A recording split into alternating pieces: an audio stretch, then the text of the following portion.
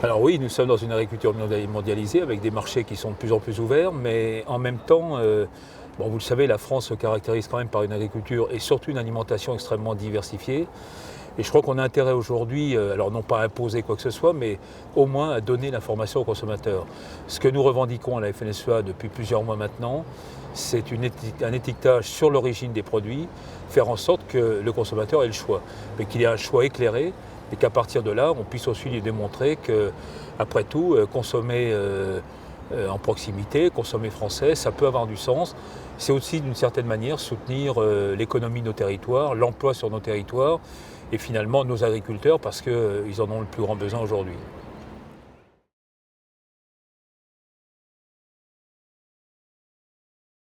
Alors il y a beaucoup à faire, mais bon, vous savez qu'il y a eu ce plan d'urgence décidé le 3 septembre dernier par le Premier ministre.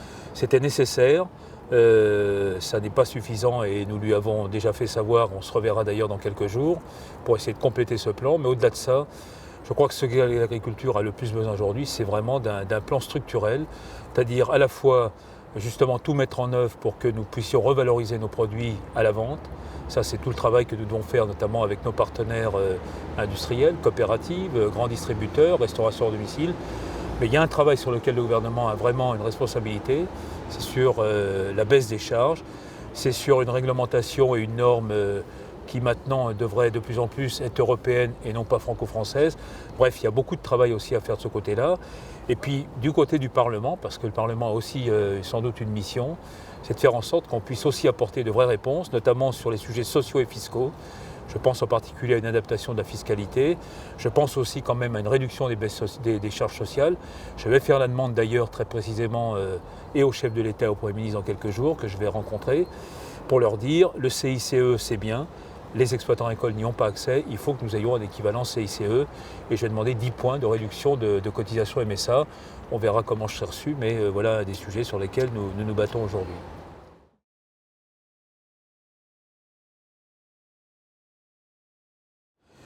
Je crois qu'il y a un dispositif aujourd'hui sur lequel nous devons travailler, en tout cas l'améliorer très sensiblement, c'est la contractualisation.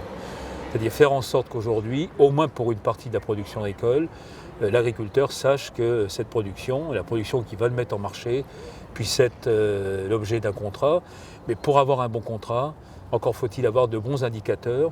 Et une des missions, au fond, un des sujets que nous travaillons aujourd'hui de manière avec beaucoup de pugnacité, c'est d'établir ces indicateurs, faire en sorte qu'à la fois, bien sûr, on ait une connaissance des marchés mondiaux, marchés européens, marchés nationaux, mais qu'on ait aussi capacité à appréhender d'autres paramètres. Vous voyez en ce moment, par exemple, le prix du pétrole qui impacte quand même beaucoup l'économie.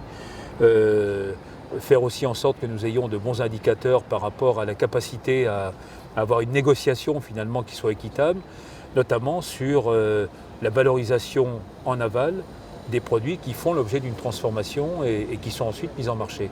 Sur tout ça, sur cette chaîne de valeur, on ne peut pas passer le paysan uniquement par pertes et profits, et encore moins comme une variable d'ajustement. On s'aperçoit que très souvent, lorsqu'il y a des mutations ou des mouvements à l'intérieur de la filière, le paysan est quand même assez maltraité dans ces mouvements. Donc il faut ramener de plus en plus cette fonction agricole, notamment à travers des organisations de producteurs, à travers un contrat, à sa bonne et à sa juste dimension, ni plus ni moins.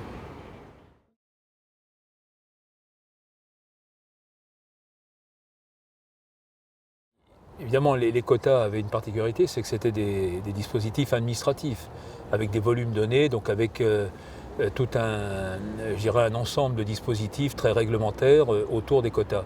On n'est plus dans les quotas aujourd'hui, on en est sorti. Donc l'important, c'est à la fois d'avoir évidemment une démarche de nature privée, mais qui permette justement, à travers les contrats, sans doute d'avoir aussi une appréciation sur les volumes à produire. Ça, c'est la responsabilité aussi des producteurs, mais d'avoir en retour des engagements de prix qui permettent à l'agriculteur de vivre.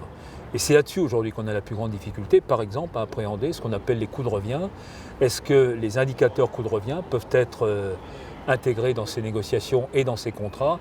Ça, c'est une question à laquelle aujourd'hui nous essayons de répondre et surtout d'apporter de vrais arguments pour pouvoir être entendus par nos partenaires. J'ajouterais d'ailleurs que sur ce plan-là, ça nous éloigne un peu de la contractualisation. Néanmoins, plus de quotas, plus de système de régulation, plus de système de gestion de crise à Bruxelles, ça aussi c'est un handicap pour l'agriculteur. On voit bien que dans dans une économie de plus en plus mondialisée avec d'énormes fluctuations sur les marchés mondiaux, l'Europe ne fait plus son travail aujourd'hui d'intervention publique au sens de la nécessité, à certains moments, d'avoir une intervention pour gérer une crise. Regardez ce qui se passe à la suite de l'embargo russe, par exemple. L'embargo russe, aujourd'hui, ça pénalise les viandes, les produits laitiers, les fruits et légumes. Quelle est la nature de l'intervention de la Commission européenne aujourd'hui? On peut se poser la question. Donc sur tout ça, je pense qu'on a besoin de vraiment retravailler. C'est d'ailleurs un des objets sur lesquels nous allons nous engager à travers et la clause de rendez-vous prévue dans la PAC en 2017, mais surtout pour la PAC d'après 2020. Je crois qu'on a besoin de restaurer quelques mécanismes.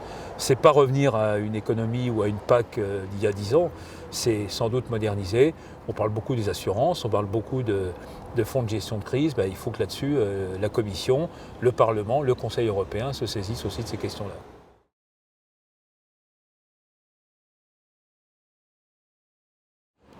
D'abord, il faut dire que la plupart des mouvements qu'on a connus depuis le printemps dernier, au nombre de plus de 500 sur l'année 2015, la plupart ont été motivés par des impulsions locales. Ce n'est pas la FNSEA depuis Paris qui a donné des mots d'ordre systématiquement. On a eu quelques gros rassemblements organisés depuis Paris, mais le reste est venu spontanément. Donc, effectivement, il y a une base aujourd'hui qui ne supporte plus, qui ne peut plus boucler ses fins de mois. C'est vrai dans les productions animales. On voit aussi qu'aujourd'hui, fruits et légumes, grande culture, c'est pas non plus, c'est pas la joie, comme on dit singulièrement. Donc, il faut prendre ça en compte. Mais la prise en compte, elle doit être à deux niveaux. D'abord, je pense par la puissance publique qui doit quand même entendre, non pas ces revendications, mais ce désespoir, cette désespérance et cette espèce de mise à bout que subissent ces agriculteurs. Mais on doit aussi de notre côté apporter des réponses qui sont des réponses sans doute un peu plus de moyen long terme. Tout le travail qui est fait par la FNSEA aujourd'hui, par exemple sur les filières, c'est un travail que nous menons parce que nous avons la conviction que en étant mieux organisé, en ayant justement en portant ces sujets sur les aspects plus structurels, on peut aussi apporter des réponses. Donc chacun doit faire son travail dans ce domaine-là. Il y a un point sur lequel je veux quand même insister, c'est la responsabilité des uns et des autres. Quand le ministre nous dit, il y a très peu de temps, moi je ne peux rien faire sur les prix, je ne suis pas d'accord. Bien sûr, ce n'est pas lui qui va fixer les prix, ça ok. Mais la manière de le dire, c'est un espèce d'aveu de renoncement à établir quand même à la fois les conditions d'avoir des négociations commerciales qui se déroulent dans de bonnes conditions, c'est aussi faire en sorte que de son côté, il amène les réponses que nous attendons sur l'autre versant, qui est le versant des charges. Or, un revenu, ça reste bien des prix multipliés par une production, moins des charges. Que fait-il sur les charges aujourd'hui? Je dis rien, non seulement rien, mais on en rajoute de plus en plus. Voilà. C'est tout cet ensemble-là aujourd'hui qui doit être entendu. La base aujourd'hui, oui, est extrêmement mobilisée parce que, encore une fois, il y a beaucoup de désespérance. Et puis, malheureusement, on a aussi des échecs en agriculture qui vont jusqu'à des dépôts de bilan. Moi, j'ose aborder cette question-là. Ça n'est pas non plus être fataliste. C'est simplement prendre en compte une situation à travers laquelle nous devons être conscients que la FNSEA et d'autres réseaux, je pense évidemment aux assureurs, mais je pense aussi à la mutualité sociale agricole, devons porter aussi notre responsabilité, notre co-responsabilité, pour faire en sorte qu'on accompagne ces agriculteurs et ces familles, et surtout qu'on leur permette aussi, par des reconversions professionnelles, par des réorientations, de vivre dignement et surtout de ne pas considérer que c'est un échec absolu, ce n'est pas l'échec d'une vie, ça peut être un échec professionnel, il y en a partout, dans tous les secteurs de l'économie, donc attention à bien gérer aussi ces situations.